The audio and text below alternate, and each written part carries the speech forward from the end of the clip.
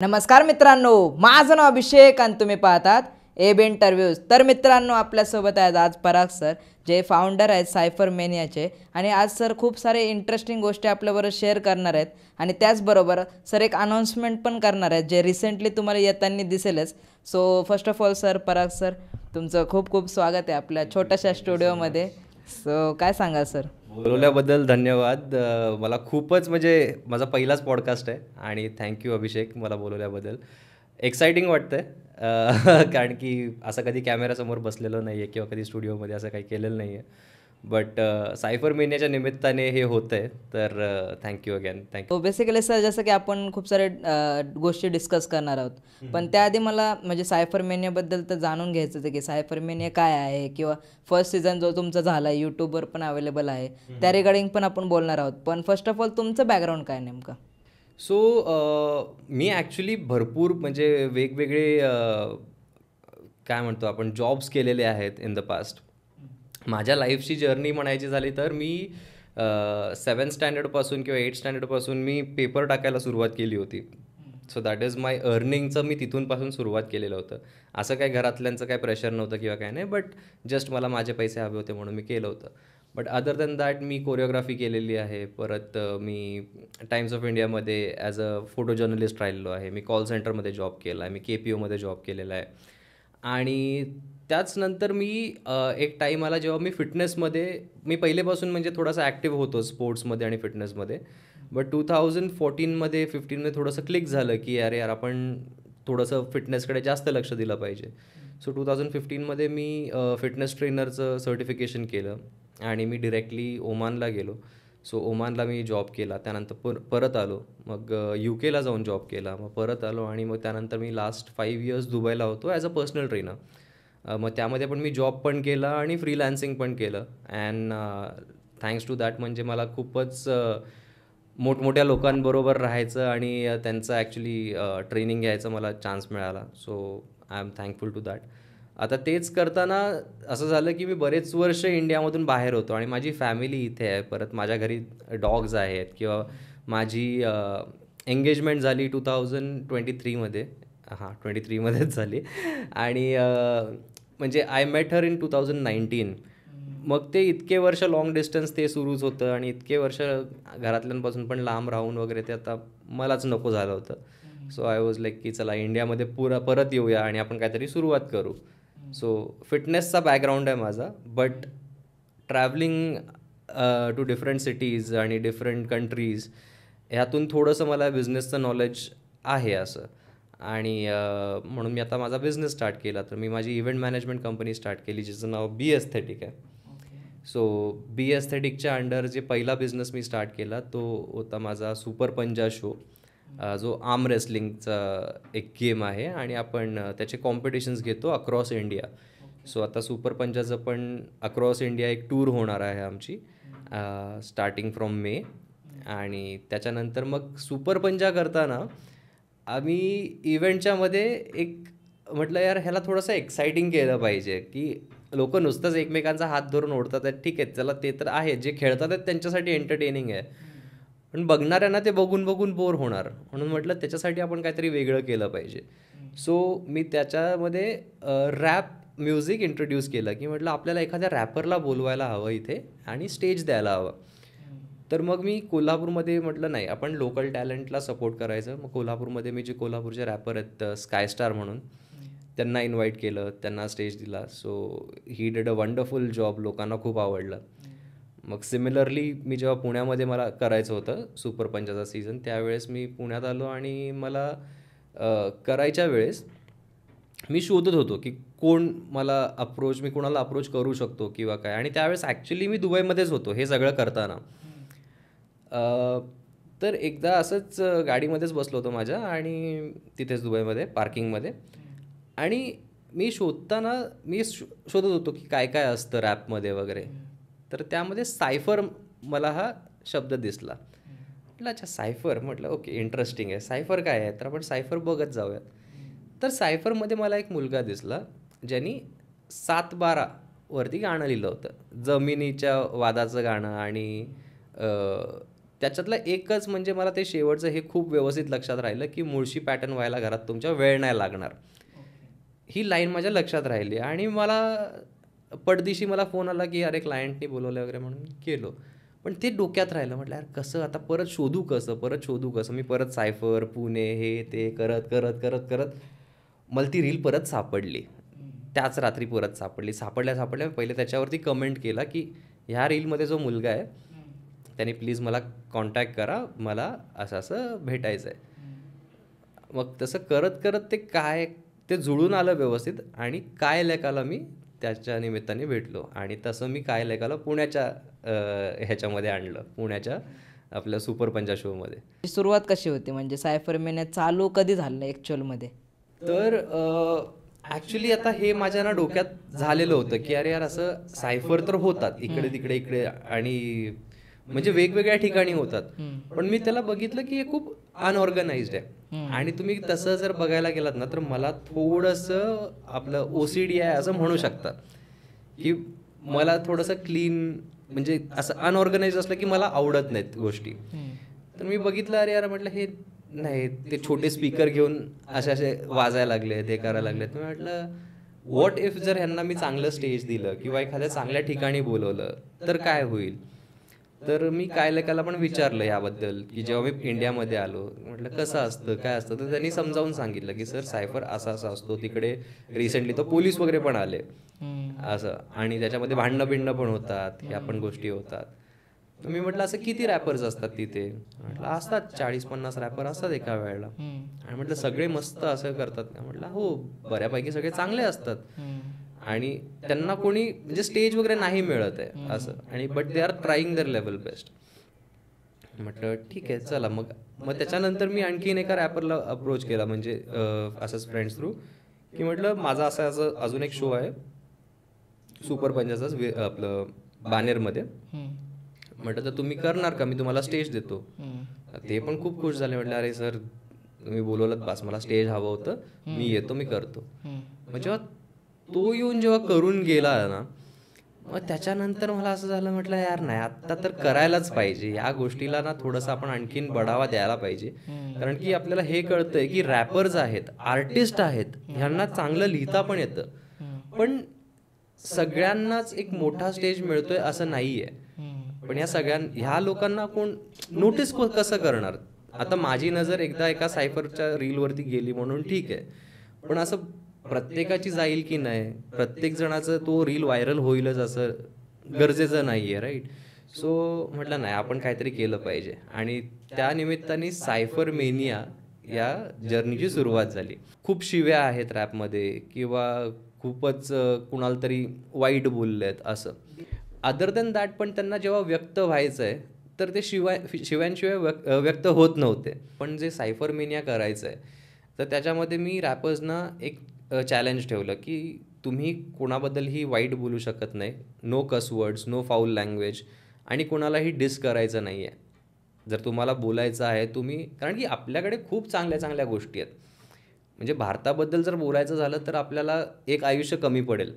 आपल्याकडे हिस्ट्री आहे, रिलिजन आहे, आपले कल्चर्स आहेत, आपले लेजंड्स आहेत, आपले मायथॉलॉजी आहे, खूप खूप गोष्टी आहेत, खूप म्हणजे भरपूर आहेत. एवढ्या जर चांगल्या चांगल्या गोष्टी बोलायच्या जर आहेत तर मग आपण त्या नेगेटिव्ह पॉईंट का घेऊन बसलो आहे. असं नाही की मी नाही हे म्हणत की नेगेटिव्ह पॉईंट्स नाही दाखवले पाहिजेत किंवा हे, पण एक मांडायची पद्धत जराशी आपली जर वेगळी झाली तर कदाचित आपल्याला जास्त बेनिफिट्स होतील. की जर समजा म्हणजे एक तुम्ही सिम्पल उदाहरण घ्या की तुम्हाला ट्रॅफिक पोलिसांनी जर धरलं, तुम्ही त्यांच्याशी 2 गोष्टी प्रेमाने बोला की हे असं असं आहे, तसं तसं आहे, ठीक आहे, आणि तुम्हाला ते म्हणजे कदाचित तुम्हाला सोडूनही देतील किंवा मिनिमल फाईनमध्ये तुमचं काम होईल.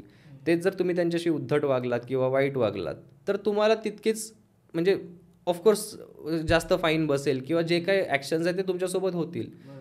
सो माझं असं म्हणणं आहे की तुम्हाला जे काही हवं आहे किंवा गव्हर्नमेंटकडून जर काही चुकत असेल किंवा काय असेल तर तुम्ही एका राईट डिरेक्शनने जा त्या गोष्टीसाठी. तुम्ही त्याचा गाजावाजा करून तुम्ही तुमच्या गाण्यांमध्ये 4 शिव्या घालून तुम्ही डिरेक्टली सिस्टीमला शिव्या देताय तर ते मला कुठेतरी चुकीचं वाटतं. की कारण की कसं आहे की आज तुमची गाणी हे एक एक सिम्पल हे आहे बघा, की आज रॅप हे कोण ऐकतं? एक 30-35 इयर्सपर्यंतची पोरं ऐकतात किंवा पोरी ऐकतात. त्याच्यावरती जे माझे आई बाबा वगैरे ते रॅप ऐकत नाहीत. आणि माझ्यापेक्षा जे लहान आहेत ते डेफिनेटली रॅप ऐकतात. We are a mix of both worlds. आम्ही जुनी गाणी पण ऐकतो, कधीतरी रॅप एखादा ऐकतो, असं आहे. पण जी लहान मुलं आहेत ती डेफिनेटली रॅप ऐकतात. मग ह्यांच्यावरती काय परिणाम होतोय किंवा हे तुम्हाला बघून आज मोठी व्हायला लागलेत? खरं सांगायचं तर म्हणजे एकदम अनएक्सपेक्टेड एक्सपिरियन्स होता. म्हणजे जे मी एक्सपेक्ट केलं होतं की रॅपर्स येतील, असा चांगला रॅप प्रेझेंट करतील आणि म्हणजे आपल्याला खूप अवघड होईल, तर डेफिनेटली अवघड तर होतं म्हणजे आमच्या जजेसना ते सिलेक्ट करणं. पण एवढं सांगून पण, एवढं हे करून पण आम्हाला स्टील असे रॅपर्स वगैरे मिळाले जे ते त्यांचंच आपलंच करत होते, ज्यांच्यावरती एवढा प्रभाव पडलेला होता या गोष्टींचा की ते तिथे येऊन पण नेगेटिव्ह रॅप करतच होते. मग आम्हाला बऱ्याचशा लोकांना डिस्क्वालिफाय करावं लागलं त्यातून, जे कदाचित जर, आणि ते चांगले रॅपर होते, असं नाही की त्यांनी लिहिलेलं चांगलं, फक्त ते शिव्यांमुळे आणि या गोष्टींमुळे त्यांना करावं लागलं. बट अदरवाईज एक जी हंगर आहे ना ती या मुलांमध्ये दिसते, की ह्यांना काहीतरी अचीव करायचं आहे, ह्यांना पुढे जायचं आहे, पण फक्त एक डिरेक्शन नाही आहे. आणि म्हणजे मी एक सांगू इच्छितो ही गोष्ट, म्हणजे कदाचित मुलांना आवडणार नाही किंवा हे नाही, पण मला ही पर्सनली असं वाटतं की हे बघा, हे rap it's very nice, hip hop is very nice, it is a part of your art आहे, खूप चांगला आर्ट आहे. पण ज्या प्रकारे आपण ॲडॅप्ट केलं आहे, तर हे एक्सेप्ट करा की आपण ही बाहेरची गोष्ट आहे आणि आपण ॲडॅप्ट करतो आहे. हिपहॉप हे आपलं कल्चर नाही आहे. जे आज मुलं म्हणतात ना की आमचं हिपहॉप कल्चर आहे, आमची हिपहॉप कम्युनिटी, येस तुमचं हिपहॉप कम्युनिटी आहे, no doubt, I respect your community, you are from the streets, yes I get it, तुम्ही आहेत स्ट्रीट्सवरून, बघ सगळं मला मान्य आहे. पण हिपहॉप हे आपलं कल्चर नाही आहे. आपलं कल्चर कुठे जातं? आपलं कल्चर दिवाळी हे ते आपलं तिकडे, आपण तिथे आहोत, राईट. ह्याच्यामध्ये कुठेच हिपहॉप नाही आहे. पोवाडे म्हणणं हे आपलं कल्चर आहे, किंवा म्हणजे मी असं म्हणत नाही पोवाडे वगैरे, किंवा बट ते आपलं कल्चर आहे. सो तुम्ही या कल्चरला घेऊन सिरियस आहात ही चांगली गोष्ट आहे, बट डोंट म्हणजे काय म्हणतात, ओव्हर त्या एखाद्या गोष्टीला तुम्ही केलं की जास्त होतं. जसं की मी बऱ्याचशा मुलांना बघतो की ते बोहेमियासारखे वगैरे कपडे घालून फिरतात. आणि म्हटलं तुम्ही चांगल्या घरातली पोरं आहे, तुम्ही का भिकाऱ्यासारखे कपडे घालून फिरताय? किंवा बोहेमियाने किंवा त्या रॅपरने जेव्हा त्यांनी बनवलं होतं किंवा त्यांच्या रॅपमध्ये जर तुम्ही ऐकलं तर तो काय म्हणतो की मी पंजाबवरून तिकडे जिकडून दिल्लीवरून, सॉरी तो तिकडून पाकिस्तानचा आहे ना तो, तर तिकडून तो तिकडे गेला कॅनडाला आणि राहायला घर वगैरे नव्हतं, तर तो रस्त्यावरती झोपला, रस्त्यावरती राहिला. तर तो ते दाखवायचा प्रयत्न करतोय त्या कपड्यांमधून किंवा हे करायचं, तर ते चुकीचंच आपल्याकडे घेतलं जातं एका पद्धतीने. तर माझं असं म्हणणं आहे की चलो तुम्हाला हिपहॉपसारखे कपडे घालायचे, ते स्टाईल करायचे आहेत, then look good, be noticeable in a good way. तर सायफरमेनिया फर्स्ट सीझन एकतर ही अख्खी टूर होती फॉर 8 सिटीज. आम्ही सुरू केलं पुण्यातून, पुणे, नाशिक, छत्रपती संभाजीनगर, नागपूर, लातूर, कोल्हापूर, रत्नागिरी आणि नवी मुंबई. आम्ही एवढ्या सिटीजमध्ये आम्ही ऑडिशन्स घेतले. Every audition, every city was a new surprise. म्हणजे मुलांची, कारण की प्रत्येक सिटीमध्ये त्यांची भाषा बदलली, ते टोन बदलला, तो ॲक्सेंट बदलला किंवा त्यांचे एक्सपिरियन्सेस बदलले. नाशिकमध्ये त्यांनी शेतकरीवरती वगैरे रॅपलेला, इतका सुंदर, ऐकायला इतकं सुंदर वाटत होतं त्यावेळेस ते. मग ते एक छान वाटलं. आणि प्लस आम्हाला वेगवेगळ्या जागेंचे आम्हाला फूड एक्सपिरियन्स करायला मिळाला, तर ते एक हे होतं. आणि रॅपर्स जेव्हा परत इकडून आम्ही प्रत्येक ठिकाणाहून 2-2 जण आम्ही सिलेक्ट करून मुंबईला आलो लास्टला, राईट. की तर सिलेक्शन क्रायटेरिया आम्ही कसा ठेवला होता, सायफरमेनिया आम्ही हे नाव दिलं आहे, राईट. सो आम्हाला हे फर्स्ट राऊंड जो होता तो ॲज अ सायफर दाखवायचा होता. सो एका वेळेला 10 जणांचा ग्रुप किंवा 5 जणांचा ग्रुप स्टेजवरती जाईल, जसं तुमचा ग्रुप असतो सायफरमध्ये तसं एकाच्या हातामध्ये माईक असेल, एक कंटिन्युअस बीट मागे राहील, जे बीट्स आम्ही बनवून घेतले होते आमचे प्रोड्यूस केलेले. आणि मग तुम्ही आलात, समजा तुमचं 001 आहे, तुम्ही 001 आलात, तुम्ही तुमचा रॅप केला, माईक हँडओव्हर केला, next person, next next next next next असं होतं. मग जजेस पॉईंट्स देत होते, त्यांच्याकडे 3 शीट्स होत्या, राऊंड 1, राऊंड 2 आणि राऊंड 3चे. मग राऊंड 1मध्ये जे एक आम्ही क्रायटेरिया ठेवला होता की ज्याचे पण आणि आम्ही जजिंगचा क्रायटेरिया कसा ठेवला होता ह्याच्यामध्ये की तुमचे वोकल्स, तुमचे लिरिक्स, त्यानंतर तुमचा प्रेझेन्स तिथे कसा आहे की तुम्ही हाऊ प्रेझेंटेबल आर यू, तुम्ही कसं स्वतःला प्रेझेंट करताय, हिपहॉपमध्ये आलाय तुम्ही तर स्टेजवरती तुम्ही कसं प्रेझेंट करताय स्वतःला, तर ते एक होतं. आणि त्यामध्ये आणखीन एक आम्ही काहीतरी हे केलं होतं, असे 4 आम्ही ते क्रायटेरियाज होते त्यामध्ये. तर त्याच्यात मग जे सगळ्यात टॉपचे जे पॉईंट्स आहेत, जे टॉप 16 असतील ते आम्ही पहिले सिलेक्ट करायचो राऊंड 1मधून. नो मॅटर किती लोकं आलेली आहेत, 40 असतील, 50 असतील, पण आम्ही 20 लोकं आम्ही पहिल्या राऊंडमध्ये सिलेक्ट केले. मग राऊंड 2मध्ये जो होता तो फ्री स्टाईल राऊंड होता की जिथे तुम्हाला 3 शब्द दिले जातील आणि ते शब्द तुम्हाला एका चिठ्ठीमध्ये मिळायचे. रँडम चिठ्ठी आम्ही अशी कॅपमध्ये ठेवून आणत होतो की बाबा यातून तुम्ही पिकअप करा, आणि ते चिठ्ठीमधले तुम्ही शब्द हे बघून तुम्ही स्वतः पटकन त्याच्यावरती काहीतरी बनवायचं आहे असं. त्यात पण खूप सरप्राईजेस मिळाले आम्हाला. कोणी खूपच उत्कृष्ट केलं की बाबा आउट ऑफ द बॉक्स असं परफॉर्म केलं भरपूर लोकांनी. आणि त्यानंतर जो 3rd राऊंड होता आपला, तो आम्ही कसा ठेवला होता की तुम्ही सायफरमेनियाच्या क्रायटेरियानुसार काय बनवलेलं आहे. Like is there any rap that you have जे सायफरमेनियाच्या क्रायटेरियामध्ये बसतं आहे, ज्याच्यामध्ये तुम्हाला कुठलीच शिवी नाही पाहिजे, म्हणजे काही घाण नाही बोलायचं आहे, वाईट नाही बोलायचं आहे. तर हे 3rd राऊंडमध्ये आम्ही ठेवलं होतं असं. तर मग 3rd राऊंड जेव्हा होतो त्याच्यामधून मग फक्त लास्टला 2 मुलं निघतात आणि ते मग फायनल्सला येतात मुंबईला असं. फायनल्सला म्हणजे फक्त डोळ्यातून पाणी यायचं राहिलं होतं. तर म्हणजे माझ्या अपेक्षापेक्षा खूप मोठं झालं ते. आम्हाला अँटी सोशलनी स्टेज दिला. अँटी सोशल एक क्लब आहे मुंबईमध्ये, त्यांचं ॲक्च्युली अख्ख्या इंडियामध्ये आहेत त्यांचे लोकेशन्स, पण मुंबईला लोअर परेलला जो आहे क्लब मेन, तिथे आम्ही परफॉर्मन्स घेतला. तर very big stage, very nice with all the lighting, sound आहे ते, खूप सीटिंग आणि खूपच सुंदर. आणि जेव्हा हे 16 लोक आले तर सपोर्ट करायला सोबत अर्बन मंकी होतं. अर्बन मंकीनी आम्हाला जे सगळे फायनलिस्ट होते आमच्या, त्या सगळ्या फायनलिस्टला त्यांना त्या दिवशीचे कपडे त्यांनी स्पॉन्सर्स केले होते की बाबा आज आमचे म्हणून असं. तर ते होतं. So every one was looking so good in their outfit. आणि झालं काय की लास्ट ऑडिशन नंतर आमच्याकडे जो आमचं इनिशियल हे होतं त्याच्यामध्ये फक्त 10 दिवसाचा गॅप होता, म्हणजे लास्ट ऑडिशन आणि फायनल्सच्या डेमध्ये. पण आम्ही थोडंसं थांबलो त्याच्यामध्ये. म्हटलं की नाही यार, लगेच नको करायला, आपण चान्स देऊया, थोडासा वेळ घेऊया आणि मुलांना वेळ देऊयात की प्रिपेअर करायला, की ते काहीतरी चांगलं करून येतील, म्हणजे पाठांतर वगैरे पण करायला त्यांना काय असेल तर. सो आम्ही जवळपास 1 महिन्याभराचा गॅप घेतला आणि आम्ही 13 जानेला मुंबईमध्ये अँटी सोशलला तो प्रोग्राम केला. आणि म्हणजे प्रत्येक रॅपला म्हटलं तरी चालेल, पण लिटरली अंगावरती काटे येत होते. आणि स्पेशली जेव्हा विनर जो होता त्याचं नाव आहे स्टारेक्स सराटे. हा मुलगा आहे म्हणजे ह्याने कोल्हापूरमध्ये ऑडिशन दिलं आहे, कराडचा तो, पण तो आला होता कोल्हापूरमध्ये ऑडिशन द्यायला, तिथून सिलेक्ट झालेला. आणि त्यांनी छत्रपती शिवाजी महाराजांवरती रॅप लिहिला.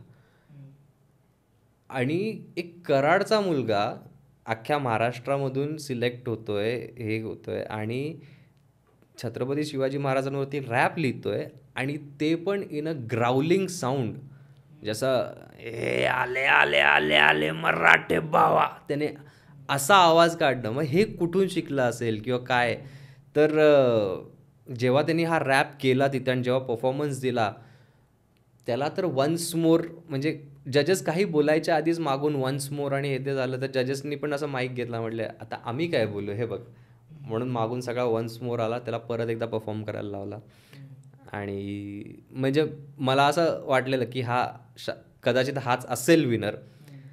पण त्याच्यानंतर पण 2-3 रॅप्स खूप सुंदर झाले, खूपच सुंदर झाले. म्हणजे त्यांचे पण परफॉर्मन्स खूप कारण की आता ह्यांनी एक बेंचमार्क सेट केला, तर म्हणजे मुलं त्याला क्रॉस करायचा प्रयत्न करत होते, पण अनफॉर्च्युनेटली ते नाही झालं.